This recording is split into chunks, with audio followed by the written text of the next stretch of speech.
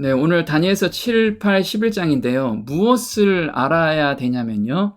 작은 뿔이 누구인지를 여기에서 파악을 해야지만 앞으로 계시록 공부할 때 그 작은 뿔이 어떤 행동을 하고 있기 때문에 저희가 세상 끝에 대해서 얼마 안 남았고 그리고 언제 이런 일이 일어날지를 분별할 수가 있습니다. 그래서 작은 뿔은 다니엘서 7장부터 하나님께서 잘 보라고 저희한테 보여주는 장입니다.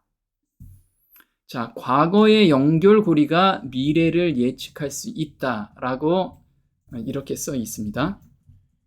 영원한 과거로부터 영원한 미래에 이르기까지 사건의 사슬에 고리와 고리를 연결시키고 계신 위대하시고 스스로 계신 분께서 당신의 말씀 속에 주신 예언들은 역사의 흐름에서 지금 우리가 어디에 있으며 장래에 무엇을 기대할 수 있을지를 말해준다.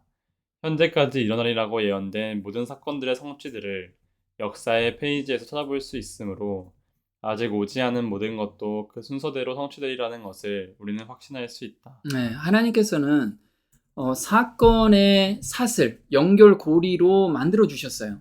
그럼 연결고리로 만들어 주셨는데 기존에 일어난 사건들이 빈틈없이 다 일어난 것을 너희들이 봤으면 앞으로 빈틈없이 일어날 일들도 일어날 거야. 그거를 예측하고 그 다음에 행동해라. 이렇게 우리한테 보여주는 것이 다니엘서하고 요한계시록이라는 거예요. 그래서 아직 오지 않은 모든 것도 그 순서대로 성취되리라는 것을 우리는 확신할 수 있다는 거예요. 그 믿음이 생긴다는 거죠. 그래서 다니엘서 7장은 언제 써 있냐면 벨사살 원년에 다니엘서 7장이 써 있다고 지난 시간에 배웠습니다. 다니엘서 8장은 벨사살 원년이 7장이었으면 3년 후에 벨사살 왕 3년에 다니엘서 8장이 계시를 받은 거예요. 그리고 한번 2절부터 보겠습니다.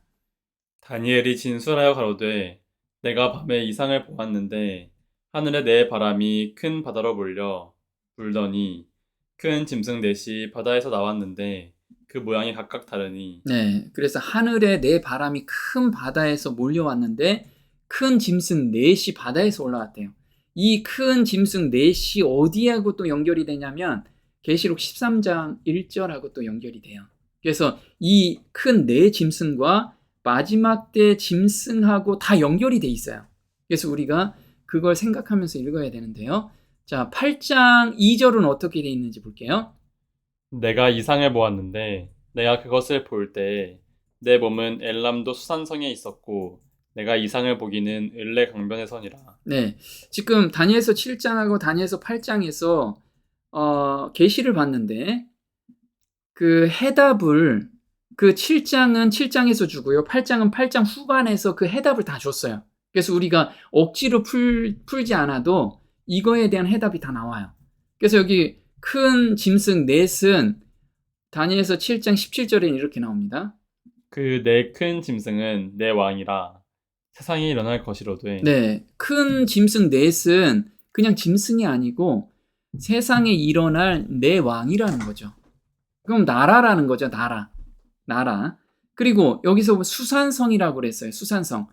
수산성은 에스더서 1장 이전에는 페르시아 행정 수도예요. 그래서 아하수에로 왕이 누구죠? 에스더의 남편이죠. 아하수에로 왕이 수산궁에서 즉위하고 그래서 이때 수산성 8장 2절에는 수산성에서 이걸 봤기 때문에 그러면 바벨론은 8장에서는 멸망한 것으로 생각하고 계시가 주어졌다는 거예요. 자, 그러면 2절을 한번 잠깐 분석해 볼게요. 다니엘이 진술하여 가로되 내가 밤에 이상을 보았는데 하늘에 내 바람이 큰 바다로 몰려 불더니 네, 여기서 단어 하나하나를 조금 우리가 성경적으로 연결을 한번 해봤으면 좋겠어요. 왜 그러냐면 이 단어 하나하나가 그냥 막연히 우리 사람의 생각으로 풀으면 이게 오류에 빠질 수가 있거든요. 그래서 성경은 성경대로 푸는 것이 가장 바람직하다는 거예요. 그래서 여기서 내자라는 거는 나침판의 내 방향을 가리킨다 그래서 이게 계시록 7장에 사방 바람을 붙들고 있는 천사들이 있는데 이때 사자가 같은 사자예요. 그래서 즉 모든 방향을 의미한다. 그래서 예레미야서 49장 36절에는 이렇게 나옵니다. 하늘의 사방에서부터 사방 바람을 엘람에 이르게 하여 그들을 사방으로 틀이니. 네, 그래서 이거 내자라는 것은 사방을 뜻한다는 거예요. 그래서 지구 전체를 의미하는 거죠. 두 번째, 바람은 전쟁, 싸움, 재난을 의미해요. 그래서 성경에서 앞으로 바람이라는 단어를 보시면 아, 이거는 전쟁이구나, 재난이구나 이렇게 생각하시면 돼요. 볼게요. 그 병거는 회리바람 같고 그 말들은 독수리보다 빠르도다.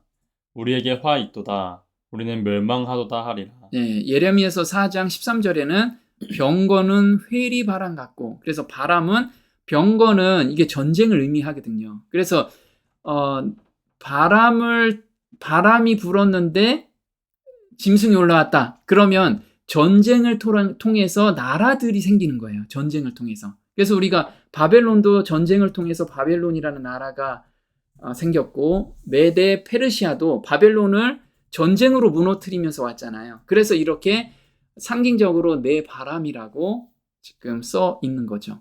그리고 이 바다는 또는 물은 백성, 무리, 열국, 방언이라고 해요. 백성들. 그래서 백성들이 많은 곳, 그리고 백성들이 지지하는 것, 이것을 의미해요. 한번 볼게요. 또 천사가 내게 말하되 내가 본 바 음녀에 앉은 물은 백성과 무리와 열국과 방언들이니라. 네, 그래서 앞으로 무리라고 생각하면 아, 이거는 백성과 무리와 열국과 방언이구나 라고 생각하시면 됩니다. 그럼 여기서 내 바람인데 하늘의 내 바람이래요. 그냥 바람이 아니고 땅에서 부는 바람이 아니고 하늘의 바람. 그러면 하나님이 주관하시는 전쟁이라는 거죠. 이 뜻이 한번 볼게요. 하나님의 주권 아래 있음을 나타낸다. 천사가 대답하여 가로되 이는 하늘의 내 바람인데 온 세상에 주 앞에 모셨다가 나가는 것이라 하더라. 네, 그 내 바람이 하나님께 왔다가 나가는 거라 이거죠. 스가랴서 6.5절인데 이거를 현대어 성경으로 보면 천사가 내게 설명해 주었다. 그들은 온 세상의 주인이신 여호와 앞에 서서 지시를 받고 지금 세상의 사방으로 임무를 수행하러 나가고 있습니다. 이게 현대어 성경이에요. 훨씬 이해하기 쉽죠. 그래서 이런 내 바람, 전쟁이라든가 그 다음에 어떤 사건들은 다 하나님의 허락에 의해서 이루어지고 있다는 거예요. 그래서 우리 믿는 사람들한테 지금 개인적으로나 아니면 국가적으로 어떤 큰 일들이 생기는 거는 이게 우연히 생기는 게 아니고 다 하나님의 계획하에서 지금 이루어지고 있다라는 걸 믿는 사람들한테 믿음을 가지라는 거예요. 그래서 하나님께서 이걸 주관하고 계시기 때문에 하나님을 믿고 오늘을 살으라는 거예요. 두려워하지 말고. 왜? 하나님께서 그 사랑하는 자를 다 보호해 주시는데 우리가 해야 될 일은 뭐예요? 하나님께 피하는 거예요. 피한다는 건 나의 모든 죄를 하나님께 다 고하는 거. 이것을 매일의 습관으로 매일의 삶에서 그걸 실천하면 하나님께 계속 피해가는 거예요. 그러면 두려움이 하나님 안에서, 예수님 안에서 우리가 보호를 받는다는 것을 경험하게 된다는 거예요. 자, 다니엘서 7장 4절 한번 볼게요. 첫째는 사자와 같은데 독수리의 날개가 있더니 내가 볼 사이에 그 날개가 뽑혔고 또 땅에서 들려서 사람처럼 두 발로 서게 함을 입었으며 또 사람의 마음을 받았으며. 네, 다니엘서 7장. 그럼 다니엘서 8장에는 그 바벨론에 대해서 거론이 안 됐어요. 왜 안 됐냐면 다니엘서 7장에 바벨론이 멸망할 것을 지금 보여주고 있기 때문에 그래요. 여기 보면 날개가 뽑혔대요. 독수리가 날개가 뽑히면 어떻게 해요?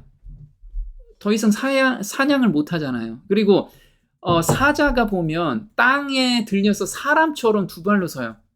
그러면 사람처럼 서면 빨리 못 달리죠.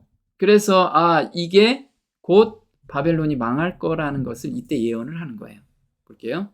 다니엘의 목전에서 연출된 대로 날개가 뽑히고 앞발이 들리면서 사자의 기계와 용맹을 잃고 눈약해지다가 마침내 기원전 539년 건국 후 70년도 못 되어 메디아와 페르시아 연합군에 의하여 패망했다. 네, 그래서 다니엘은 다니엘서 7장에 이렇게 자기가 지금 포로로 잡혀 있는 이 바벨론이 멸망할 거로 알게 된 거죠. 그래서 8장에는 언급이 없는데 이건 몰락할 것을 알았기 때문에 그런 거죠. 자, 그 다음에 5절부터는 이제 다니엘서 8장도 나타나고 다니엘서 11장에도 나타나요. 자, 다니엘서 7장 5절에 메대 페르시아에 대한 예언입니다. 다른 짐승 곧 둘째는 곰과 같은데 그것이 몸 한편을 들었고 그 입에 이사이에는 새 갈빗대가 물렸는데 그에게 말하는 자가 있어 이르기를 일어나서 많은 고기를 먹으라 하였으며. 네.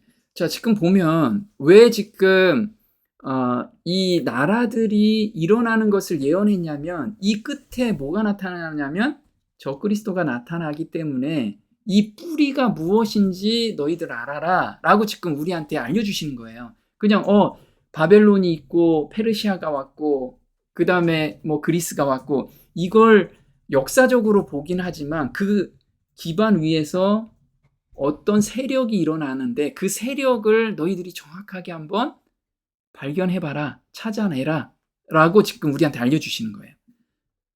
자, 8장에는 어떻게 나오냐면 7장에 곰 같은 세력이 8장에는 두 뿔 가진 수양으로 표현을 하고 있어요. 볼게요. 내가 눈을 들어본즉 강가에 두 뿔 가진 수양이 섰는데 그 두 뿔이 다 길어도 한 뿔은 다른 뿔보다도 길었고 그 긴 것은 나중에 난 것이더라. 내가 본즉 그 수양이 서와 북과 남을 향하여 받으나 그것을 당할 짐승이 하나도 없고 그 손에서 능히 구하리가 절대로 없으므로 그것이 의미로 행하고 스스로 강대하더라. 네, 여기서 두 뿔 가진 수양이 있는데 4절에 보면 서와 북과 남을 향하여 들이받았대요. 그래서 그럼 이게 어느 나라냐? 20절에 이렇게 해답을 줘요.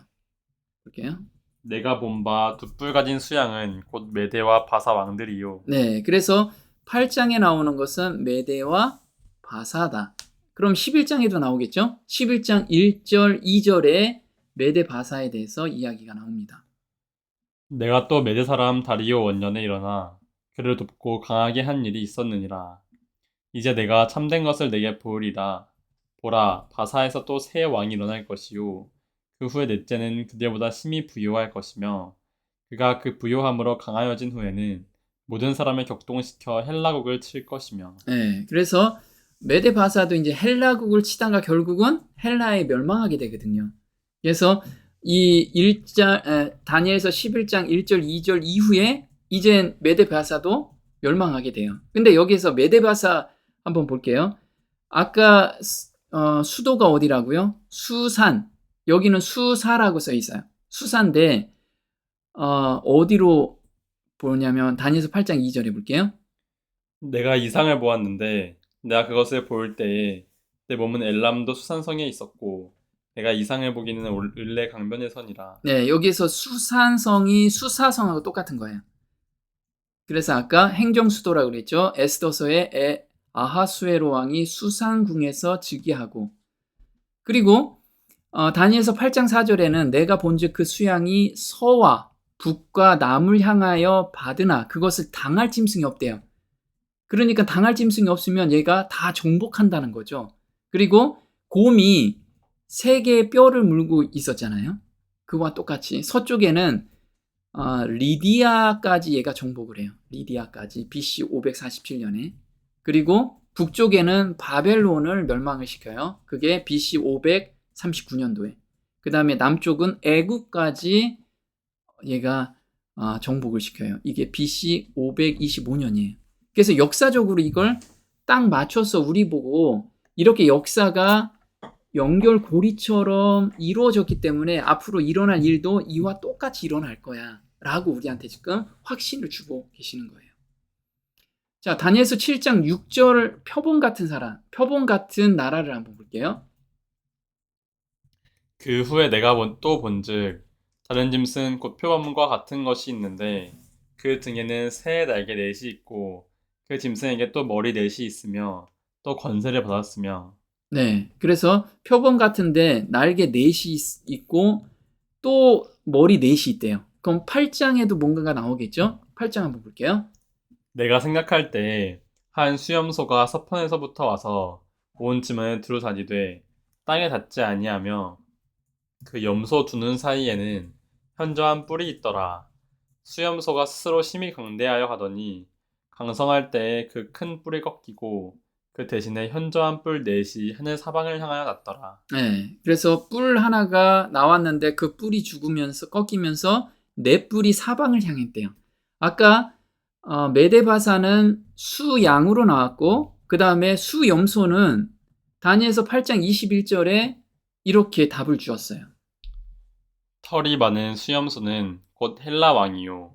두 눈 사이에 있는 큰 뿔은 곧 그 첫째 왕이요. 이 뿔이 꺾이고 그 대신에 네 뿔이 났은즉 그 나라 가운데서 내 나라가 일어나되 그 권세만 못하리라. 네, 그래서 네 개의 뿔은 네 개의 나라다. 이렇게 해답까지 다 준 거죠. 그래서 이게 역사적으로 맞느냐, 우리가 그것만 증명해주면 된다는 거예요. 근데 다니엘서 11장에 그 헬라 제국에 대해서 3절에 이렇게 나옵니다. 3절, 4절에. 장차 한 능력 있는 왕이 일어나서 큰 권세로 다스리며 임의로 행하리라. 그러나 그가 강성할 때에 그 나라가 갈라져 천하 사방에 나누일 것이나 그 자손에게로 돌아가지도 아니할 것이요. 또 자기가 주장하던 권세대로도 되지 아니하리니 이는 그 나라가 뽑혀서 이외의 사람들에게로 돌아갈 것임이니라. 네, 지금 보시면 다니엘서 7장은 좀 느슨하게 보여주고요. 8장은 약간 쪼여서 보여주고 11장은 좀 더 디테일하게 보여주죠. 그래서 우리가 다니엘서 공부할 때 이렇게 7, 8, 11장 이렇게 연달아서 연결해서 보시면요. 이해하기가 되게 쉽다라는 거예요. 그래서 보면 그 그리스는 어디에 있냐면 서쪽에서부터 온다고 그랬어요. 8장 5절 한번 볼게요. 한 수염소가 서편에서부터 와서 온 지면에 두루 다니되 땅에 닿지 아니하며. 네, 서편이 어디죠? 저기 마케도니아에 있는 쪽이 서편이에요. 동그라미 있는데 이제 서편에서 어디로 가요? 이렇게 동편으로 내려온다는 거예요. 땅에 닿지 않을 정도로 빠르게 정복한다는 거예요. 그래서 그 알렉산더 대왕이 다른 데는 몇십 년 만에 정복한 걸 고작 10년 만에 이 전체 제국을 통일하게 되는 거예요. 그리고 4개의 뿔이 나와서 4개의 나라로 갈라진다고 그랬죠. 그래서 이 장군들이 이렇게 갈라져요. 그래서 카산더, 루시마커스, 그 다음에 안티고노스, 톨레미. 나중에는 한번 볼게요. 수염소가 스스로 심히 강대하여 가더니 강성할 때에 그 큰 뿔이 꺾이고 그 대신에 현저한 뿔 넷이 하늘 사방을 향하여 났더라. 네, 그래서 하늘 사방 이렇게 4개가 났다는 거예요. 나중에는 요 셀루커스라는 셀루커스라는 나라가 세워집니다. 근데 다니엘서 11장 5절에 좀 더 디테일하게 이거를 설명을 해줘요. 그걸 우리가 조금 보면 이 나라에서 나중에 어떻게 움직일지를 볼 수가 있습니다. 볼게요. 남방의 왕은 강할 것이나 그 군들 중에 하나는 그보다 강하여 권세를 떨치리니 그 권세가 심히 클 것이요. 네, 권세가 심히 클 거래요. 그래서 이거를 쉬운 말 성경으로 보면 쪼개진 4나라 가운데 남쪽 나라를 차지하는 남방왕은 그 세력을 크게 터질 것이다. 하지만 그 왕을 섬기고 있던 장군들 가운데 한 명이 그 왕보다 더 강해져서 더 큰 나라를 다스릴 것이고 더 큰 권세를 누릴 거래요. 그래서 지도를 한번 볼게요. 자, 아까 4개의 나라가 있었죠. 셀레우코스 왕조가 저 윗지방을 다 지배를 한 거예요. 그리고 프톨레미 왕조가 요 밑으로 내려온 거죠. 그러면 요거를 요 지금 별표 있는 곳이 바로 이스라엘입니다. 여길 중심으로 해서 이게 북방왕이고 요게 남방왕이라는 거예요. 그래서 지금 잘 보시면요.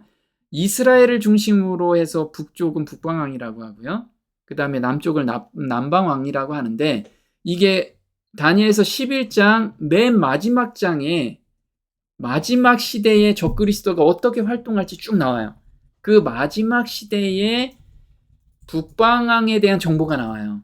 그래서 이때부터 북방왕하고 남방왕이 쭉 다니엘서 11장에서 이야기가 나오는데 요 지도를 한번 잘 생각해 보시고 그 다음에 이제 북방왕이 누군지를 우리가 하나씩 알아가 보면 역사가 톱니바퀴 돌듯이 다 맞춰지기 시작할 거예요.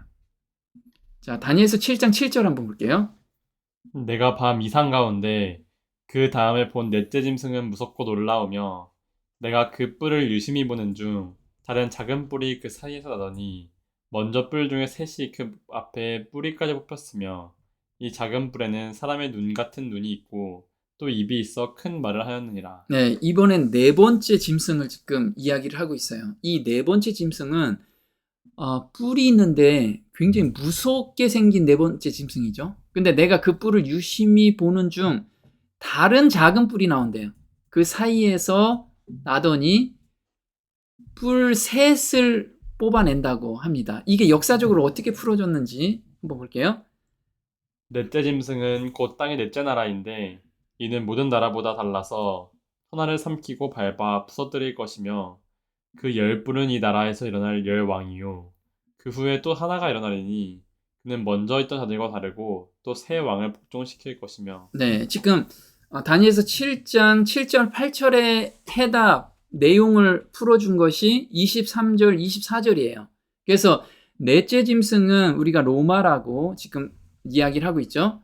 로마인데 로마에서 땅의 넷째 나라인데 이 모든 나라보다 달라서 천하를 삼키고 밟아 부서뜨릴 것이며 그 열뿔은 이 나라에서 일어날 열 왕이래요. 그러면 로마가 분열돼서 10개 나라로 분열될 것이다. 그 중에서 하나가 또 일어나는데 10개 나라 중에서 3개 나라를 복종시킨다는 거예요. 이해되셨죠? 그럼 8장에도 그 내용이 나오겠죠? 한번 볼게요. 현저한 뿔 넷이 하늘 사방을 향하여 났더라. 그중 한 뿔에서 또 작은 뿔 하나가 나서 남편과 동편과 또 영화로운 땅을 향하여 심히 커지더니 이 네 나라 마지막 때에 패역자들이 가득할 즈음에 한 왕이 일어나리니 그 얼굴은 엄장하며 괴휼에 능하며. 네, 여기서 보면요. 좀 이상한 이야기가 나와요. 지금 8장에서는 성소 기별에서 우리가 대속제일에 준비한 제물을 가지고 이야기를 했다고 그러잖아요. 그래서 제물은 숫 양과 숫 염소만 지금 여기서 제시하고 있어요. 그러면 다른 짐승을 제시하지 않기 때문에 다른 나라가 지금 표현이 안 된 거예요. 근데 여기서 뭐라고 나오냐면 그 중에 한 뿔에서 이렇게 나와요. 그래서 저희는 이 뿔이 뭘까? 근데 보니까 원어에는 뿔이라는 단어가 없어요. 그래서 뿔이 아니고 네 방향 중에서 한 방향에서 네 방향 사방에서 한 방향에서 나라가 나온다는 거예요. 그게 어디냐면 바로 로마라는 거죠. 그래서 다니엘서 11장에 11장 16절 21절이 이거를 받침해서 설명해 준 거예요. 그래서 16절에는 로마가 출현하는 것을 지금 다니엘서 11장 16절은 로마가 출현하는 것을 표현하고 있어요. 볼게요. 오직 와서 치는 자가 임의로 행하리니 능히 그 앞에 설 사람이 없겠고 그가 영화로운 땅에 설 것이요. 네, 여기서 보면 영화로운 땅이라고 하죠. 그럼 여기도 영화로운 땅이 있어요. 그럼 로마를 지금 의미하는 거예요. 그리고 교환권은 또 그 위를 이을 자는 한 비천한 사람이라 나라 영광을 그에게 주지 아니할 것이나 그가 평안한 때를 타서 괴휼로 그 나라를 얻을 것이다. 근데 여기 보면 바로 8장 옆에 보면 그 얼굴은 엄장, 사나우며 괴휼에 능하대요. 여기도 괴휼에 능해서 나라를 차지하게 되는 한 작은 뿔이 나온다는 거죠. 그래서 여기에 교환권이 이렇게 연결이 되면 지금 8장하고 11장하고 같이 연결시킬 수가 있습니다. 그리고 여기서 새 왕을 복종시킨다는 건 다니엘서 11장 22절에 똑같이 나와요. 한번 볼게요. 넘치는 물 같은 군대가 그에게 넘침을 입어 패할 것이요 동맹한 왕도 그렇게 될 것이며. 네, 넘침을 입어 패하는 것이 새 왕을 복종시킨다는 거예요. 그럼 이 지도를 한번 볼게요. 자, 다니엘서 11장 16절에는 예루살렘을 중심으로 서쪽에서 로마가 출현하는 거예요. 그래서 아까 작은 뿔 하나가 나온다고 그랬잖아요. 근데 그 뿔이 원어에는 없고 한 방향에서 나온다고 그랬어요. 그러면 로마가 예루살렘의 서쪽에서 로마가 출현이 되는 거죠. 그래서 한 방향에서 나온다라는 거예요. 이렇게 방향. 그래서 한번 볼게요. AD 330년 로마의 수도를 비잔티움으로 옮겨 콘스탄티노플 건설. 서로마 교황이 차지 동로마 모든 군대를 이동시킴. 네. 그래서 저 로마에 교황이 있었어요. 교황이. 근데 교황도 있을 뿐만 아니고 왕도 있었어요. 근데 이 게르만족이 계속해서 몰려오면서 서로마는 수도를 어디로 옮겨요?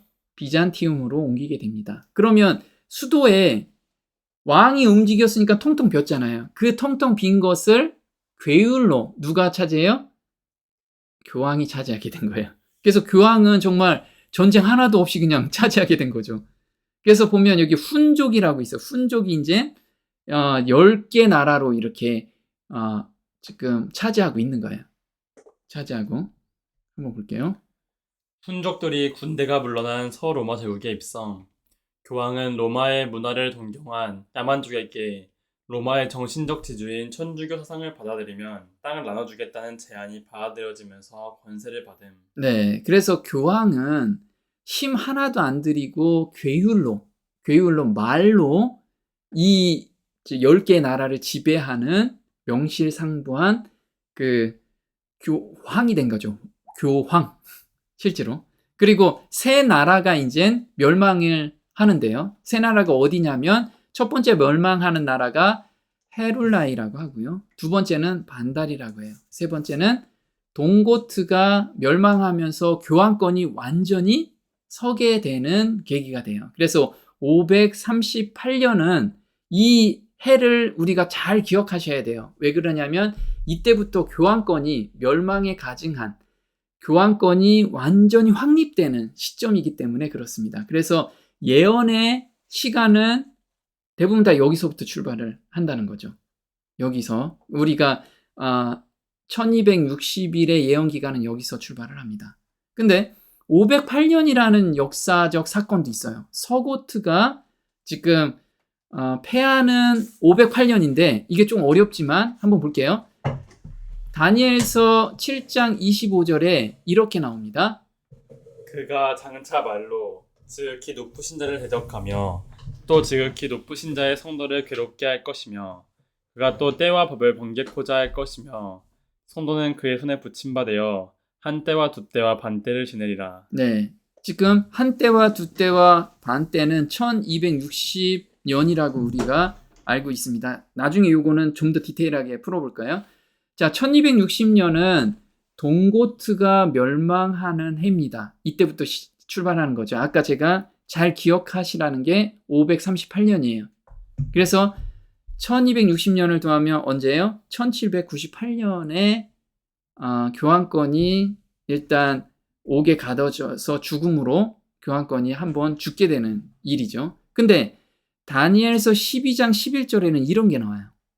매일 드리는 제사를 폐하며 멸망케 할 미운 물건을 세울 때부터 1290일을 지낼 것이요. 네, 아까 1260년인데 1290년이라고 지금 나와요. 그러면 요걸 계산해 보면 508년입니다. 그럼 아까 508년 제가 말씀드린 게 바로 요때입니다. 교황권이 시작되는 시점 볼게요. 혼자서만 로마 교회로 개종한 프랑크가 그 밖에 다른 아리안주의 게르만 민족들에 의해 적대 관계에 처하게 되어 각축하던 중 507년 동서고트의 연합 세력을 물리치고 508년 황제로부터 로마의 귀족과 집정과 칭호를 받은 해, 국가와 교회 연합을 출생시킨 역사적인 해. 네, 그래서 508년에는 국가와 교회가 연합되는 이 세력이 형성되는 아주 역사적인 해라는 거예요. 그래서 이게 아까 다니엘서 12장에 기록되어 있는 거예요. 1290년이라는 게. 그런데 정말 놀라운 게 뭐냐면 이때 프랑크, 지금 프랑스죠. 프랑크에 의해서 요게 교환권이 확립이 이제 시작이 된 거거든요. 근데 1798년은 또 아이러니하게도 프랑스에 의해서 교환권이 무너지는 사건이에요. 그러면 시작도 프랑스에서 시작했고 교환권을 무너뜨리는 것도 프랑스에서 이루어졌다는 거예요. 이게 조금 아이러니하죠. 자, 그래서 적그리스도가 누구냐 해서 우리가 지난 시간에 적그리스도의 특징 11가지를 이렇게 봤습니다. 이 11가지는 다음 시간에 좀 더 디테일하게 알아보도록 하겠습니다. 오늘은 여기까지 하겠습니다.